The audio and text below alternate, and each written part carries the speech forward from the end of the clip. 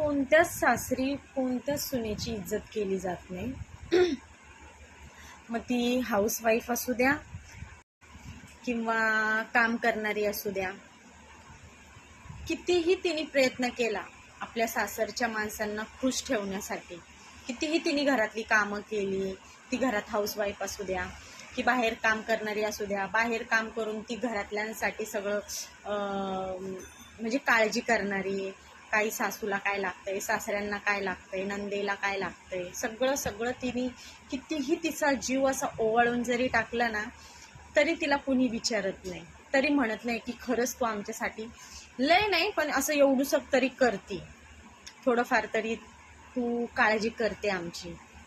कधीच तिला बोलत नाही. आणि तुम्ही माहेरी जा, माहेरी गेल्या ना फक्त काही करू नका, फक्त भाजी बनवा, फक्त भाजी बनवा, बघा तुमची किती तारीफ होते.